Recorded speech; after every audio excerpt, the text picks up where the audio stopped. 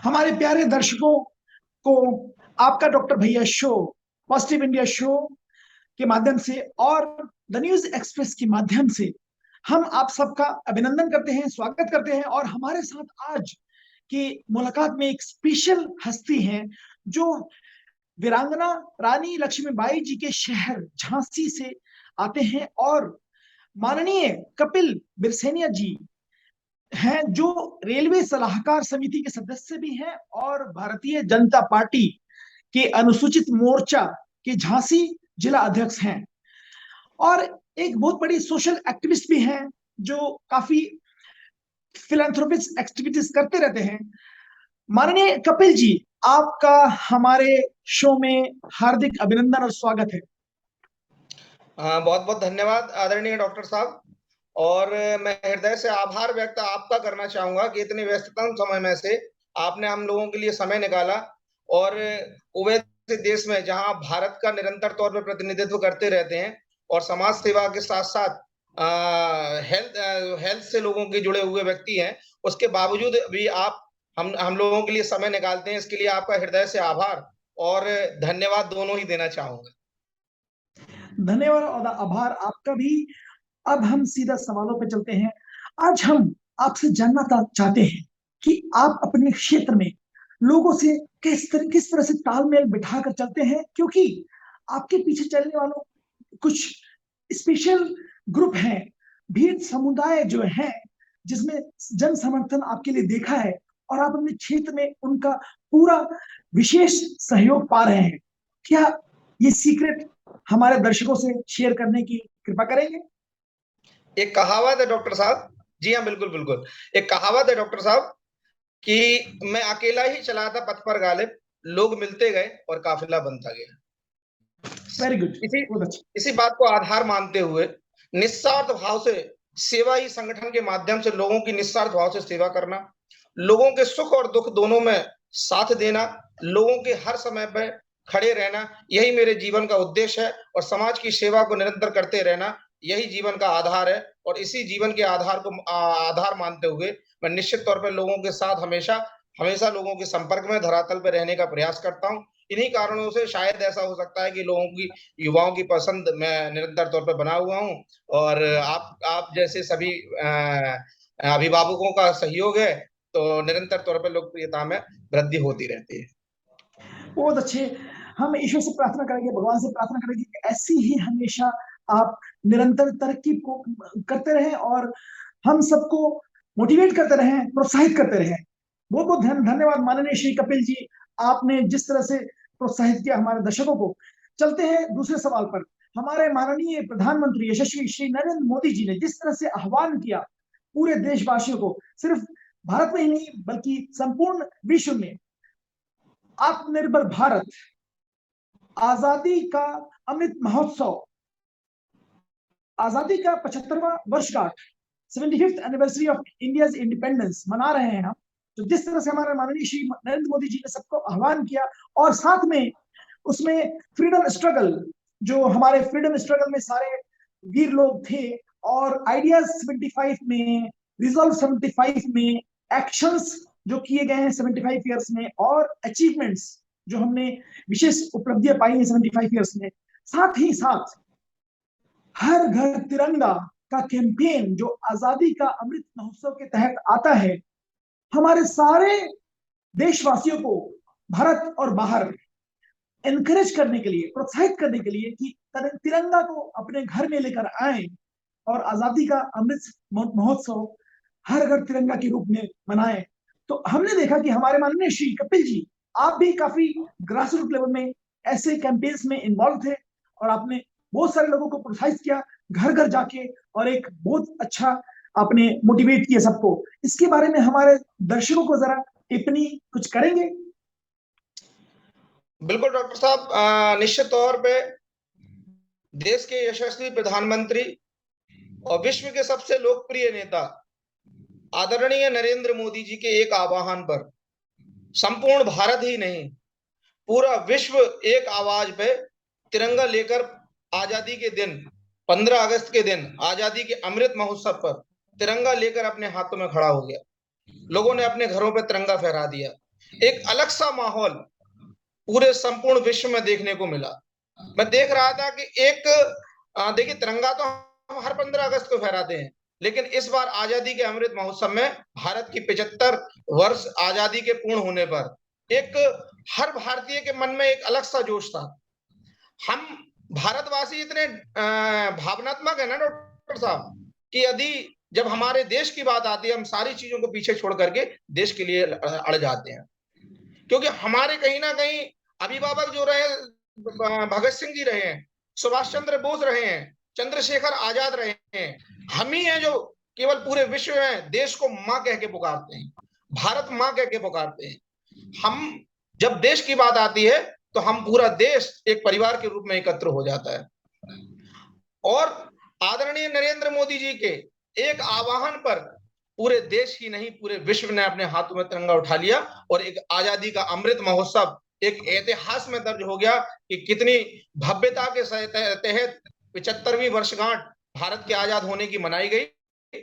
और इसके साथ मैं एक चीज और कहना चाहूंगा डॉक्टर साहब आपसे, कि जहां एक और 95% भारतीयों ने अपने हाथों में तिरंगा ले लिया, तिरंगा यात्राएं निकाली, अपने घरों पर तिरंगा लगाया, राष्ट्रभक्ति का जुनून घर घर, परिवार परिवार, बच्चे बच्चे तक पहुंच गया, वहीं दूसरी ओर आदरणीय देश के यशस्वी प्रधानमंत्री जी के आह्वान करने के बावजूद भी कुछ लोगों ने यह समझा, यह बात मुझे नहीं बोलनी चाहिए, लेकिन मेरे मन में इस चीज की पीड़ा है और मैं पीड़ा को आपके सामने आज जाहिर करूंगा। कुछ लोगों ने यह समझा कि ये देश के प्रधानमंत्री ने नहीं, बल्कि किसी राजनीतिक दल के नेता ने कहा है। उन्होंने जब आदरणीय नरेंद्र मोदी जी ने डीपी पर अपनी तिरंगा लगाने को कहा, तो लोगों ने अपनी डीपी पर तिरंगा लगाया। भारत के 95% भारतीयों ने अपनी डीपी पर तिरंगा लगाया। वहीं 5% लोग ऐसे थे जिन्होंने अपनी डीपी पर तिरंगा नहीं लगाया, और वो राजनीतिक द्वेष के कारण ये तक भूल गए कि देश पहले है, बाकी सब चीजें बाद में है। ऐसे लोगों के लिए मैं कहना चाहूंगा, जिस देश में यदि आप पैदा हुए, उस देश के यदि आप भक्त नहीं पिया जो माँ का दूध तुमने, बाप का तुम में रक्त। जो अपनी माँ का सम्मान करना नहीं जानता, जो अपने परिवार का सम्मान नहीं करना जानता, जो अपने देश का सम्मान करना नहीं जानता, ऐसे व्यक्ति का मेरी नजरों में बहुत तुच्छ श्रेणी में व्यक्ति आता है। साथ ही साथ इन लोगों ने उन युवाओं को बरगलाने का भी काम किया, जो युवा आज शैक्षिक श्रेणी में है, जिनको पता नहीं है। उन्होंने इस चीज को एक राजनीतिक रंग दे दिया कि प्रधानमंत्री जी के आह्वान पर डीपी पर तिरंगा लगाने की आवश्यकता नहीं।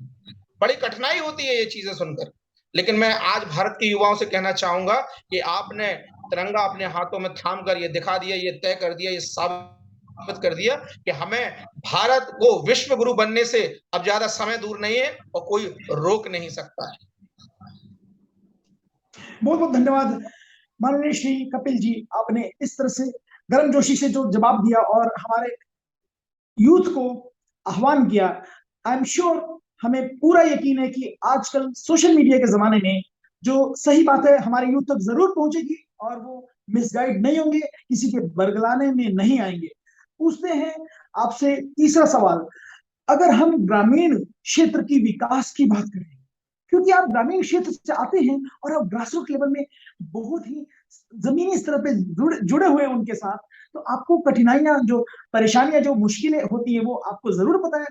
आप जो हमारे माननीय प्रधानमंत्री यशस्वी श्री नरेंद्र मोदी जी के जो स्कीम्स हैं, जो हमारे आम जनता के लिए स्कीम्स हैं, जन सेवा के लिए, उनकी सुविधाओं के लिए किस तरह से पहुंचाते हैं, किस तरह से उसमें कोऑर्डिनेट करते, लिएज करते, क्योंकि वो लाभ ग्रासरूट तक पहुंचाने का आपका बहुत अहम भूमिका, बहुत इंपॉर्टेंट आपका रोल है, बहुत ही महत्वपूर्ण रोल है।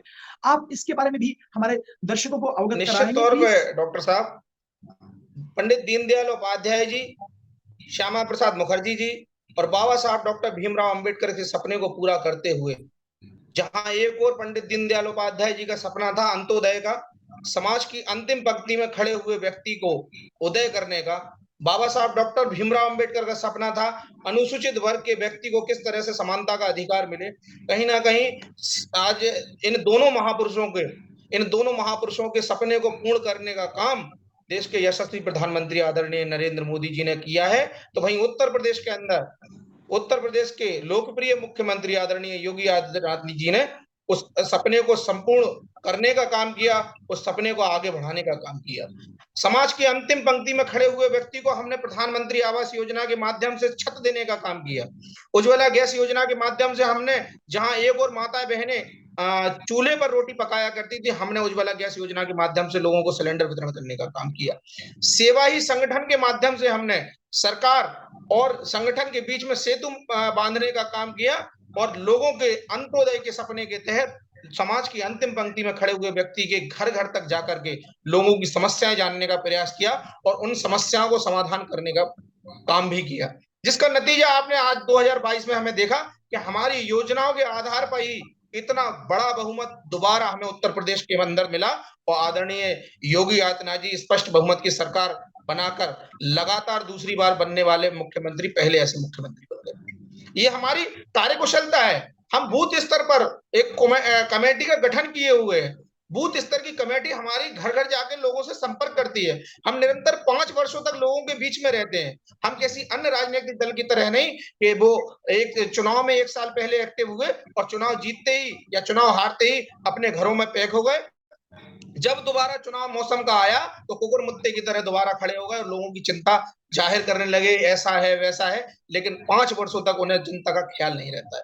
और जनता, मैं आपको बताना चाहूंगा, मेरे भारत की जनता, मेरे उत्तर प्रदेश की जनता इतनी समझदार है, उसे इस चीज की जानकारी है कि आप मेरा केवल वोट ठगने के लिए यहाँ पर आए हैं। इसलिए जनता ने इतनी बड़ी बहुमत के साथ पूरे भारत में जिस ओर आज 75% भारत के हिस्से पर भारतीय जनता पार्टी की सरकारें या तो अलायंस के साथ या स्वयं के बल पर काम कर रही हैं, ये मेरे भारत की जनता की ताकत है। देश के यशस्वी प्रधानमंत्री आदरणीय नरेंद्र मोदी जी के चेहरे की ताकत है, हमारी योजनाओं की ताकत है, हमारे संघर्षों की ताकत है और हमारे अभिभावक रहे आदरणीय श्रद्धेय अटल बिहारी वाजपेयी जी, लाल कृष्ण आडवाणी जी और हमारे पंडित दीनदयाल उपाध्याय, बाबा साहब डॉक्टर भीमराव अंबेडकर और श्यामा प्रसाद मुखर्जी जी, जिनके आज उद्देश्यों का पालन करते हुए हम निरंतर तौर पर आगे बढ़ने का प्रयास कर रहे हैं और बढ़ते चले जा रहे हैं। जी, माननीय श्री कपिल जी, आपने बहुत अच्छी तरह से विस्तार में बताया, हमारे दर्शकों को अवगत कराया। तो जैसा कि आपने बताया कि हमारे यूपी के माननीय मुख्यमंत्री श्री योगी जी, इतिहास में पहली बार 37 साल में ऐसा हुआ है जो दूसरी बार आए हैं और बड़ी मेजोरिटी से आए हैं, और जो विपक्ष लोग थे उनको हमारे जनता ने वोट का चोट दिखाया और सोशल इंजीनियरिंग जो विपक्ष ने करने की कोशिश की थी, समाज को बांटने की कोशिश की, उनको वोट का चोट करके दिखाया और हमारे माननीय श्री योगी जी को दोबारा से लेके आए हैं रिकॉर्ड जीत के साथ। अब क्योंकि आपकी भारतीय जनता पार्टी हमेशा ये विश्वास करती है कि जैसे इलेक्शंस खत्म होते हैं वैसे ही वो आगे का काम करना शुरू कर देती है। वो कभी भी चैन से नहीं बैठते हैं, वो ग्रास रूट लेवल में जमीनी स्तर पर इस तरह से काम करते हैं। आपकी पूरी जो टीम है वो कार्यरत रहती है हमेशा। उसके बारे में हम अगले जो इलेक्शंस हो रहे हैं भारत वर्ष में 2024 में चुनाव जो आने वाला है, आपको क्या लगता है आपकी ऐसी कर्मठता से और हमारे माननीय यशस्वी प्रधानमंत्री श्री नरेंद्र मोदी जी के मेहनत से और उनका एक इमेज जो है उनकी इमेज की इस बल पर, इस दम पर क्या फिर से जन समर्थन मिलेगा आप सबको? देखिए, निश्चित तौर पर मैं आपको बताना चाहूंगा कि जहां एक और अन्य राजनीतिक दलों की लड़ाई, आप किसी भी अन्य राजनीतिक दल के किसी भी व्यक्ति से पूछेंगे तो वो यही कहेगा कि हमारी भारतीय जनता पार्टी से लड़ाई है। लेकिन मैं आपको बताना चाहूंगा कि 2024 का इलेक्शन भारतीय जनता पार्टी या नरेंद्र मोदी जी या योगी आदित्यनाथ जी लड़ने नहीं जा रहे हैं। 2024 का इलेक्शन भारत की जनता लड़ेगी।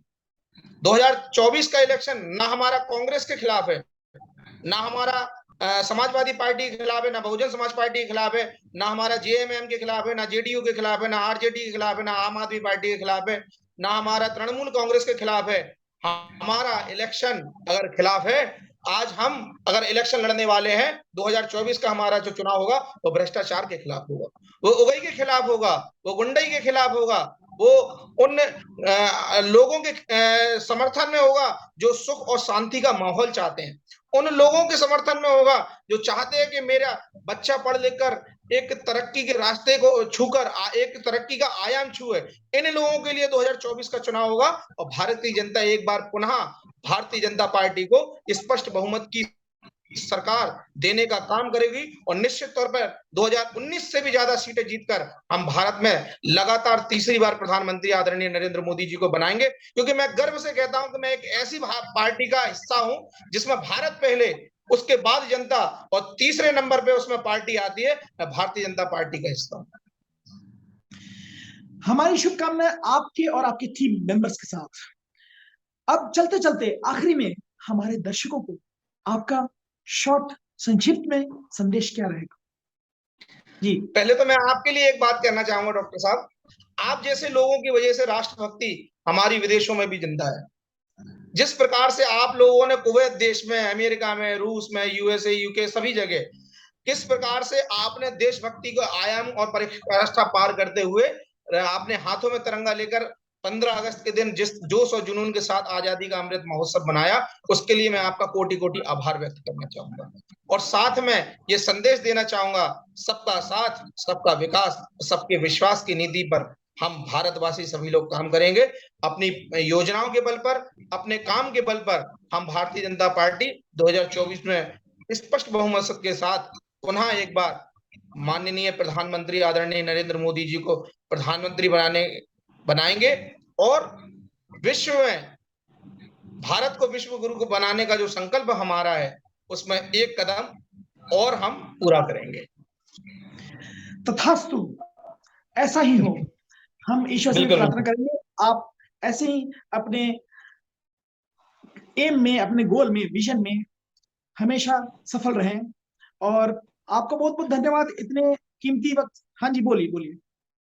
मैं एक बात और बोलना चाह रहा था, थोड़ी सी मिस हो गई वो बात। जिस प्रकार से आपने मुझसे एक सवाल पूछा कि युवाओं के लिए संदेश किस प्रकार से देना चाहेंगे जो युवा राजनीति में आना चाहते हैं, मैं उन्हें एक संदेश देना चाहूंगा कि अगर वे राजनीति में आना चाहें तो इस उद्देश्य के साथ आए कि राजनीति में हमें देशभक्ति, और राजनीति एक ऐसा समुंदर है जिसमें हमें पाने के लिए बहुत कुछ है, सीखने के लिए बहुत कुछ है। उस उद्देश्य के साथ हम आए, क्योंकि क्या है कि बीच में कुछ भ्रष्टाचारी पार्टियों ने एक ऐसा माहौल बना दिया कि लोग समझते हैं कि राजनीति एक अर्थ का साधन है, एक पैसा कमाने का साधन। मैं आपको बताना चाहूंगा कि राजनीति केवल केवल सेवा का माध्यम है, लोगों तक पहुंचने का, लोगों के बीच में समस्याएं जानने का, उनकी समस्याओं का निराकरण करने का। एक राजनीति ही एक ऐसा साधन है जिसके माध्यम से आप लोगों के बीच में जाकर लोगों के दिलों के राजा बनते हैं। और जब जैसे हम कहते हैं कि एक कहावत है कि हमें तो दुनिया ने दिल के चुनाव में जिताया है, तो हम तो लोगों के दिल में राज करने वाले लोग हैं। इसलिए इलेक्शन जीतना ना जीतना एक अलग विषय है, लोगों के दिलों पर राज करने वाली अगर कोई पार्टी है तो भारतीय जनता पार्टी। ये संदेश मैं युवाओं के लिए विशेष तौर पर देना चाहूंगा। लोगों के दिल पर राज करने वाले हमारे माननीय श्री कपिल बिरसेनिया जी ने इतना अच्छा हमारे युवा पीढ़ी को, हमारे समस्त भारतवासियों को जो बाहर हैं और भारत में भी हैं, भारतवर्ष में भी हैं, उन सबको आह्वान किया है। तो आइए हम मिलकर हमारे माननीय श्री कपिल जी का अभिनंदन करते हैं, बहुत बहुत धन्यवाद करते हैं। आपने अपना कीमती समय निकालकर, बेशकीमती समय निकालकर आप यहाँ पे आए। आपने हमें इतने अच्छे, हमारे युवाओं को, हमारे सभी दर्शकों को इतने अच्छी तरह से अवगत कराया और प्रोत्साहित किया। उसके लिए हम आपका अभिनंदन करते हैं, कोटि कोटि नमन और धन्यवाद करते हैं। बहुत बहुत धन्यवाद। हम आपसे फिर से बने रहेंगे। Thank you very much. धन्यवाद, बहुत बहुत धन्यवाद डॉक्टर साहब और नमस्कार।